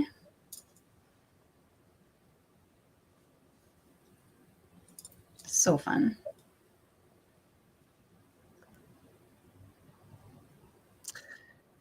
Danielle, when you do the next Heshy, or if you use one of your jacks, we call them sprocket spacers here at Jessie James. But when can you show us that technique, the crisscross technique, one more time? Stephanie Marie is asking. Yeah. Thanks, Stephanie. Yep. So what I'm going to do over here, oops, I got 4 on there, is let's put it here. So take, what we have so far is the 3 rolla. They're on both strands of the soft flex. And so what I'm going to do here is separate these strands now. And with the heishi kind of facing like that direction, right? We're going to go through it this way with one side. Let me bring it over in the center a little bit. And then through it the other way. So we'll do this twice because I've got one more left over there. But basically you separated the strands down here, and then you brought it through one way and then through that way. And then just start bringing it down and then bring it up. Ta-da! And then you'll need to do something that brings those strands together, like put it through, both strands through some kind of bead. And in this case, I just chose to put them through 3 rolla beads. And that was kind of the pattern I went with, but you can change this up any pattern you like. And then I'm just going to take a look at my length again, see where I need to add. I need to add one more thing over here. And I've got this one. So go through here. And then bringing this one through the other direction.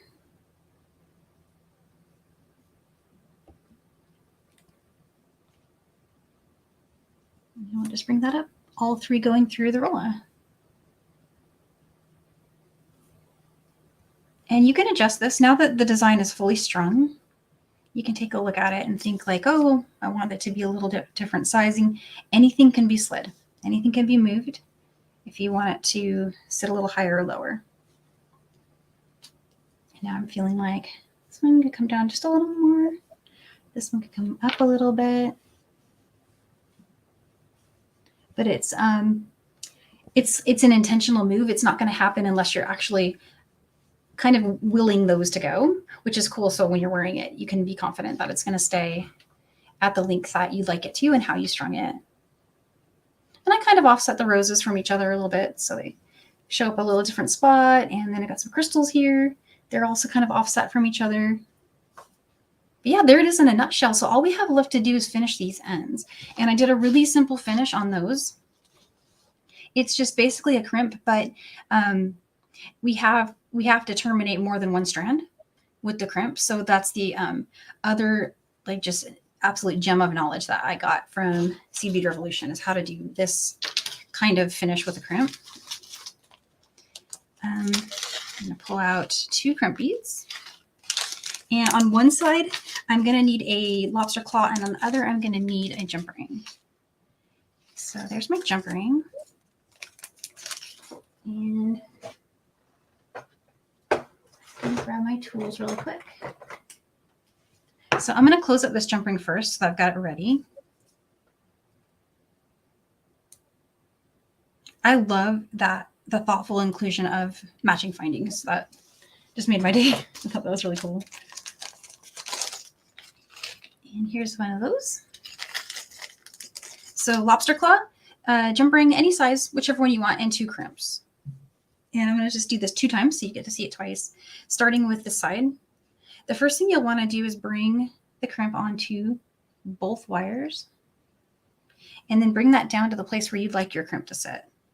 And I did give mine a little bit of air because you can actually, this is a great place for you to, you can be flexible with your length. Let me show you on the original one. So here's where it kind of ends. And then I gave it some length up here. And I did that because I wanted the beads to focus, and then this part just behind your neck anyway. So that's something to think about when you're stringing it. So give yourself a little bit of room here. Let's give maybe 2 inches or so. And once we finish the side, we'll be able to match the other side to it when we finish it. So don't worry too much about the measurement. Just eyeball it if you want to. So there's the crimp. It's on both strands. And then bring on, for now, I'm going to bring on the lobster claw. When you bring on the lobster claw, bring it on just one strand. Just going through just one. And then the strand that you put the lobster claw on, for me, it's this one. Bring just that one back through your crimp. And then pull tight on that. And leave just enough room for your lobster claw to have motion for some air. So about that much. And now I'm going to go ahead and crimp here. So what I've got, and I'll show this again on the other side, but what I've got is 2 strands going through and then 1 strand heading back through again. So a total of 3 passes are in that crimp. And I'm going to go ahead and take the crimping pliers. And if anyone's new to crimping pliers, they have teeth in the back that you use to form a U shape, and then teeth in the front that you close the U together. And so a tip I took from Meredith Roddy is she closes the front first and then the back and then the front again. And that's just kind of a cool tip because it makes sure you've got a nice round shape. Back. You can try both ways and see which one you like. And there it is, all set. So now I'm going to grab the pliers and cut this crimp here. And then I'm going to cut the one back here. And there you go. So those are trimmed kind of like almost right next to the crimp, but not totally next to it. Wow, that was a really cool technique, Danielle, how the second wire, the wire that you crimped together with the other wire that's coming through was essentially you crimped the same wire on itself. Yeah. Mm-hmm. It kind of the same way, like when you're regular, how like when you're doing a regular crimp, like say Sure. This was your bracelet, you would put the crimp on one and then you would string your finding and then you would basically come back through it. It's the same thing, but with the added part of terminating another strand that's coming up through it. Uh-huh. Very cool. And thank you to Sarah and Kristen for that awesome idea. Melody Capone says, Danielle, you just hit my inspiration button. Thank you for making this. That's so sweet. Oh, thank you. Thank you, Melody. I'm so glad. So glad to hear it. That's a great comment. So that's a really great one. Day made. All right, so I'm going to slide this down to, let's see, right about there. So I'm looking at my length here, trying to copy it. And off camera, I'm pulling the pendant, just comparing my heights. It doesn't matter if my beads are moving around. I just want the lengths to be the same. And of course, it doesn't have to be exact, but as close as you want to get it, you can. So that's where I want my crimp to stay. So I'm going to pinch that spot. And then just pick a side, any side, and put your ring on that side. Come back through the crimp. I'm going to tighten that down. Again, I'm just trying to hold the position that I've got going. It's going to go ahead and crimp. Here's making the U shape. And here's making the closing of the U shape.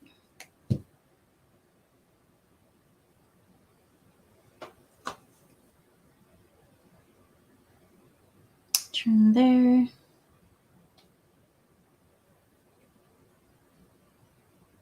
And being really careful not to cut the loop, right? So you want to just bring your pliers right in front.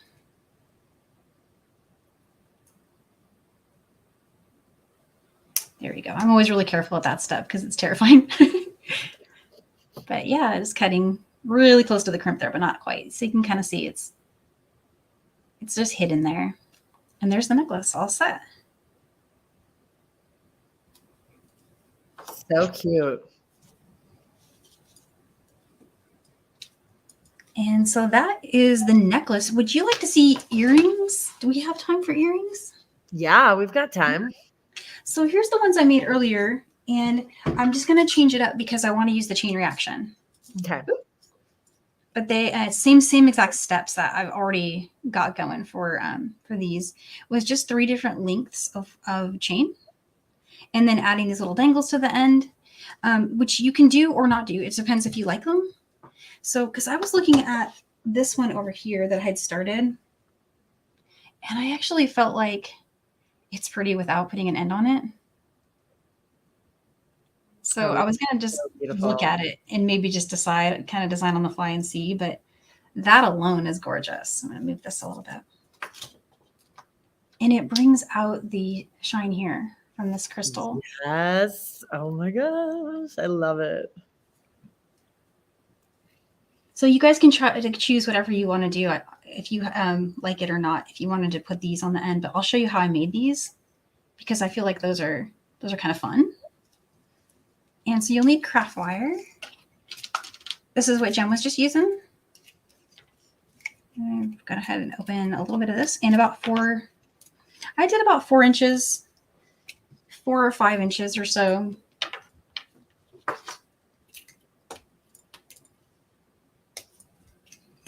And then what you'll need is some round nose pliers. So starting with my round nose, I'm just going to go ahead and make a loop. The loop's going to look like this. It's just a coil. Oh, okay. Yeah, I can see that now. Do you know what is really cool about that black craft wire and the roller beads is like that little coil almost looks like another roller bead that's like, I don't know, got a little skew to it.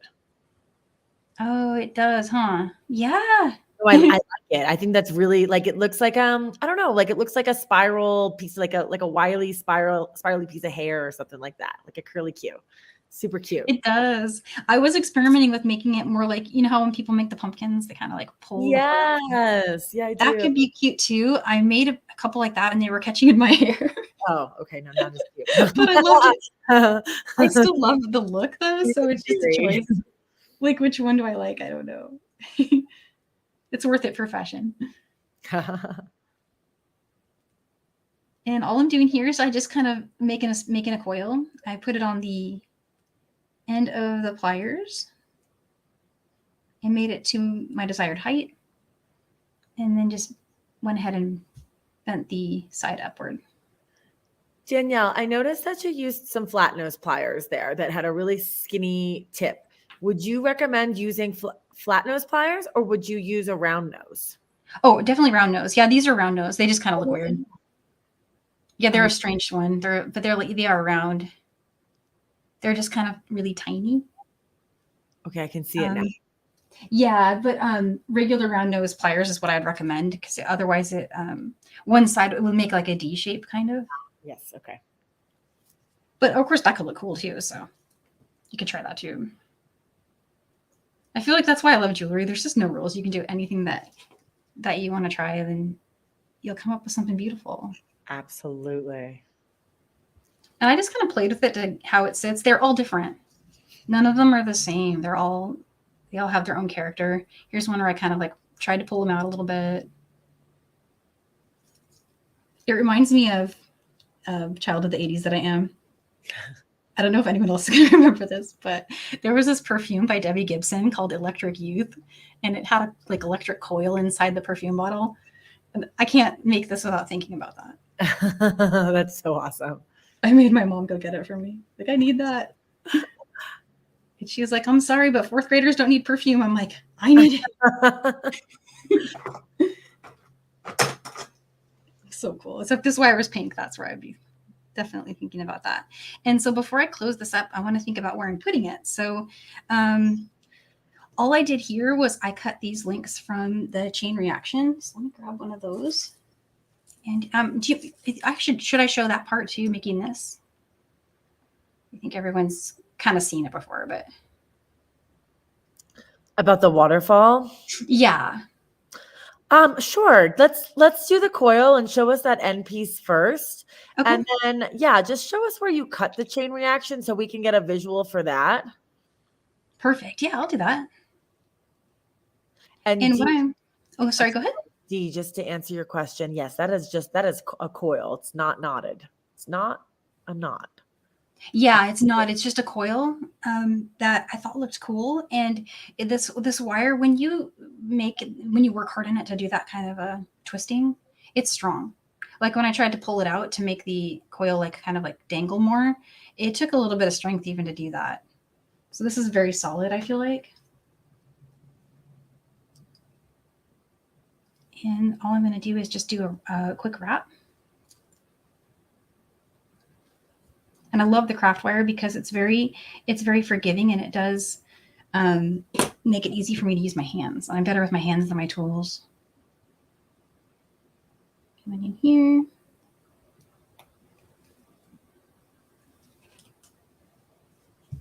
And I'm just going to tap down a little extra point there.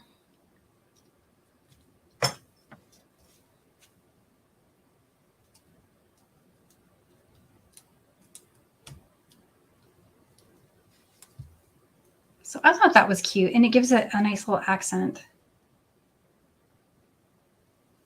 Actually, it's really growing on me with the silver next to the black like that. How cool is that? Super cool.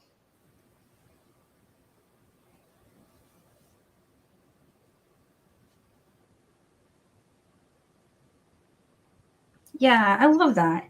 So where I cut the chain reaction was I measured 3 different lengths that were kind of a cascade from each other. So let me open this one here.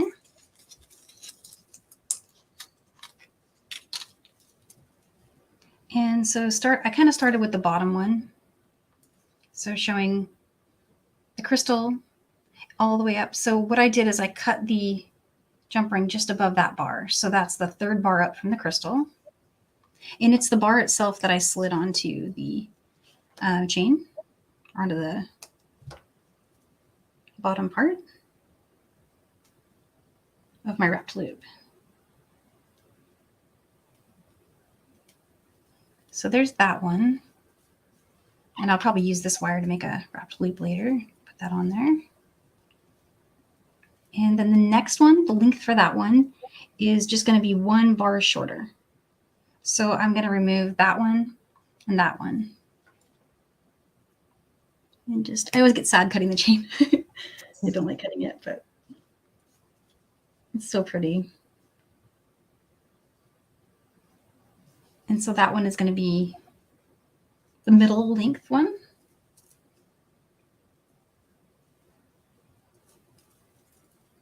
And then last but not least, to make a short one. And for that one, I left the jump ring on it. And that's kind of an important part because I want it to have a little bit more sway. So these jump rings, they open if you really want them to. So I'm going to show you how I did that. I started down here at the bottom. Here's and I only want the height of this and that jump ring.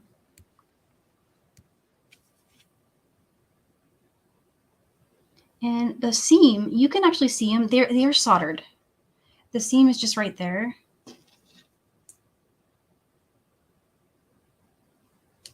But they pop open if you very delicately ask them to.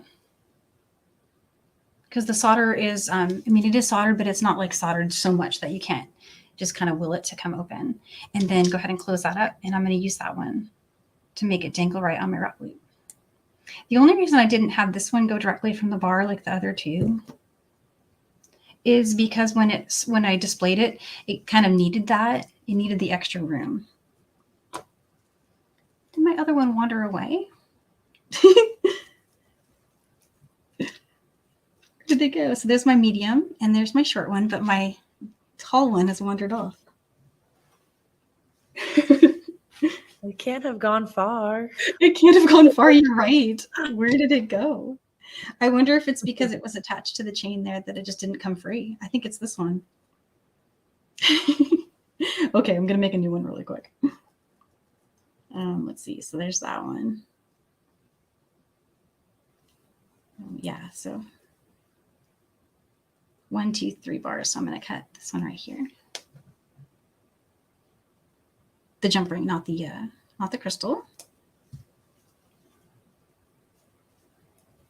Yeah, that's what I did. It's still attached to the long chain. I never actually took it off of the chain. So there's 1, 2, and 3. Those are the heights there. I'm going to bring this down just a smidge so you can see that a little better. Danielle, really appreciate you walking us through this also and explaining that, the way that you have organized this, the first two you're going to be attaching through the connector bar of the chain. But the last one, if you were going to just use the connector bar, it didn't really sit right. So you had to make an adjustment. And by using your eyes and by feeling out the design as you've been working with it, you were able to come to that conclusion. Exactly. Yeah, I just played with it and then kind of changed my mind about where I wanted it to be. Mm-hmm. And that's exactly where the idea came from. And so there's the bottom of what will be my wrap loop there. Mm-hmm. And I brought on the large one first. the long one. So again, this is through the bar here. And then here's the medium one. And I loved how this just fit perfectly on the 22 gauge. This was the perfect wire choice for this kit. And here's the short one, and it's going through its jump ring. And there we go. Hey, so pretty.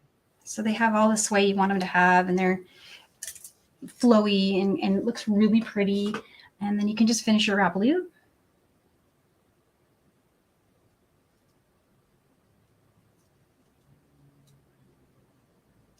And bring that around.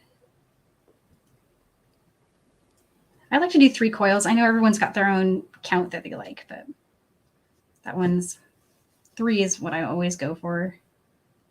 Style thing. I'm going to trim this end.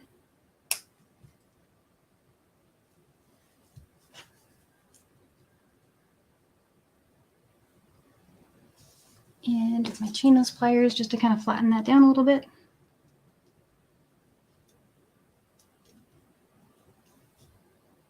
Okay, and then my other boho bead.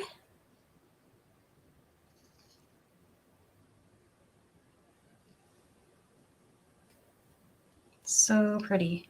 And so I definitely am going to go back and add those to each one. The little coily endings. Yeah, it's really edgy with the little black coil on the end. I love it. I think it came out so nice. Super cool. It kind of ties it together too. Yeah, I love it. I can't wait to see it all finished up. Yeah, definitely. Those are, I'm going to sit and finish these like pretty much right now. I was going to say, I love them.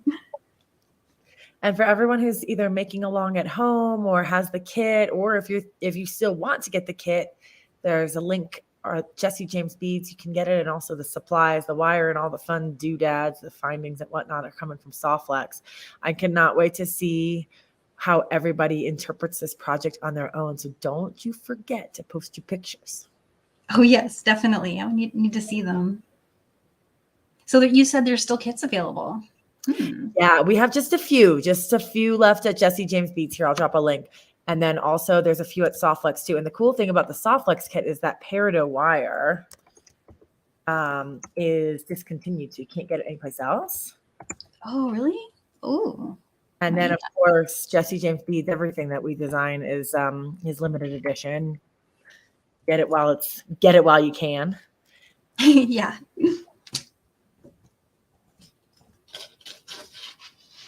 And we always have so much fun designing really cool products for our designers to dream up beautiful creations with, and then watching all of our community make their own projects out of the beads and out of the designs that our teachers have taught us. Yeah, I appreciate that so much. It inspires and just keeps me going, keeps the new ideas flowing. Just the materials make it easy to stay creative and stay inspired. That is our absolute intent. So thank you for the assurance that we're doing our jobs here. Oh yeah, definitely true. Yeah, and so there's all of the designs together. And the bracelet, I know I didn't cover that one, but it's a really easy crimping design. I just did a regular one single strand crimp. And then I put the just chain reaction on the loop. I just used a jump ring here. So there's a jump ring attaching the chain reaction to the top loop of the Softflex, and then comes all the way down, attaches to the other side. And the center here's got the boho bead and the cat. The cat does have a jump ring to make him hook on there. Super cute. Wow, look at this beautiful jewelry set. I love it. I think it's going to be so just festive, and I'm definitely wearing this for the whole month. I'm going to wear it on the 31st too. They hand out candy. Oh, yay. Will you dress up, or do you wear jewelry for your costume? A little both. Like, I'll try to incorporate it into my costume. Okay. Like, maybe this is really cool, just like as a witch costume. Yes. Like with some purple and a black and a hat. Yes. Absolutely. Cool witchy makeup and yeah. Oh my gosh. I like can totally see it. I'm yeah, just like me too. necklace right now. Do you know what else this necklace kind of reminds me of? Is Yeah. the Labyrinth with David Bowie. You know the It movie? does. Like, I don't know, something about it. I'm gonna have Dance Magic Dance in my head for the rest of the day. Magic dance. Oh my god. That is the coolest movie. Oh, That's one of those ones we watched on repeat. It is a good Yeah. one. Can you try the necklace on for us so we get to see it? Yeah. Yeah, the length is really good. I feel like it fits just the right length. So for me, it hangs like right here. Oh yeah. Yeah. Oh my gosh, that's So so it's big shirt too. yeah. Oh, thank you. Yeah. Yeah, I think it's a great length. That's so for here, like the bottom of the pendant is 17 inches from where the clasp is. So that's the length it ended up being from there to there. Oh wow. And you'll achieve that kind of naturally if you do all those steps by starting with just 35 inches.